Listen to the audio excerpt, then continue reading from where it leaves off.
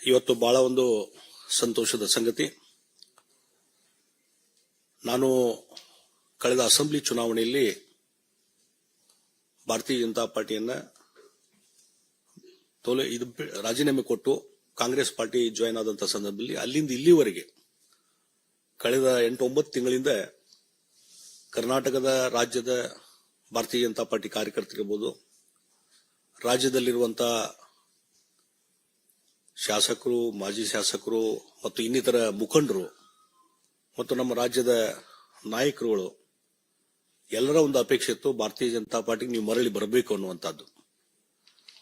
ಮತ್ತು ರಾಷ್ಟ್ರೀಯ ನಾಯಕರು ಸಹಿತ ಇವತ್ತು ಬರಬೇಕನ್ನುವಂತ ಒಂದು ಆಶೆಗಳನ್ನು ವ್ಯಕ್ತಪಡಿಸಿದಾಗ ಇವತ್ತು ಬೆಳಿಗ್ಗೆ ಮಾನ್ಯ ನಮ್ಮ ಗೃಹ ಸಚಿವರು ಮತ್ತು ಭಾರತೀಯ ಜನತಾ ಪಾರ್ಟಿಯ ಹಿರಿಯ ನಾಯಕರು, ಹಿಂದಿನ ಅಧ್ಯಕ್ಷ ಅಂತ ಅಮಿತ್ ಶಾ ಅವ್ರನ್ನ ನಾವು ಇವತ್ತು ಬೆಳಿಗ್ಗೆ ಭೇಟಿಯಾಗಿದ್ವಿ. ಬಹಳ ಒಂದು ಅತ್ಯಂತ ಗೌರವದಿಂದ, ಒಂದು ಹೆಚ್ಚಿನ ರೀತಿಯಂತ ಪ್ರೀತಿ ವಿಶ್ವಾಸದಿಂದ ಅವರು ನಮ್ಮನ್ನು ಬರಮಾಡಿಕೊಂಡ್ರು.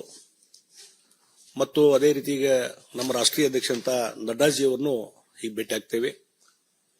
ಮತ್ತು ಈಗಾಗಲೇ ನಾನು ಭಾರತೀಯ ಜನತಾ ಪಾರ್ಟಿಗೆ ಮತ್ತೆ ಪುನರ್ ಇವತ್ತು ಇಲ್ಲಿ ಸೇರ್ಪಡೆ ಆಗ್ತಾ ಇರುವುದು ನನಗೆ ಒಂದು ಸಂತೋಷದ ಸಂಗತಿ.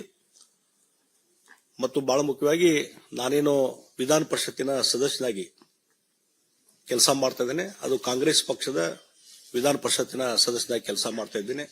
ಆ ಹಿನ್ನೆಲೆಯಲ್ಲಿ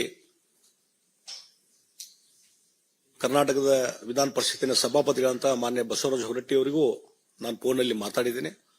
ಮತ್ತು ಈಗಾಗಲೇ ಇಮೇಲ್ ಮುಖಾಂತರ ಸದಸ್ಯತ್ವಕ್ಕೆ ನಾನು ಈಗಾಗಲೇ ರಾಜೀನಾಮೆಯನ್ನ ಕೊಟ್ಟಿದ್ದೇನೆ ಮತ್ತು ಆ ರಾಜೀನಾಮೆ ಎಕ್ಸೆಪ್ಟ್ ಮಾಡಬೇಕಂತೇಳಿ ನಾನು ಮಾನ್ಯ ಸಭಾಪತಿ ಹೊರಟ್ಟಿ ಅವರನ್ನ ವಿನಂತಿ ಮಾಡಿಕೊಂಡಿದ್ದೇನೆ.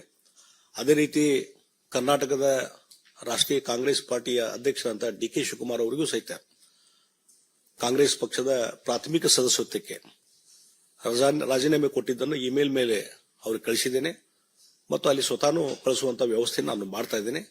ಆ ಹಿನ್ನೆಲೆಯಲ್ಲಿ ಇವತ್ತು ಭಾರತೀಯ ಜನತಾ ಪಾರ್ಟಿ ನಾನು ಸೇರ್ಪಡೆ ಆಗ್ತಾ ಇದ್ರೆ ಬಹಳ ಮುಖ್ಯವಾಗಿ ಇವತ್ತು ದೇಶದ ಮುಂದೆ ಇರುವಂತಹದ್ದು, ದೇಶವನ್ನು ಒಗ್ಗೂಡಿಸುವಂಥದ್ದು, ದೇಶದ ರಕ್ಷಣೆ ಮತ್ತು ದೇಶದ ಹಿತರಕ್ಷಣೆ.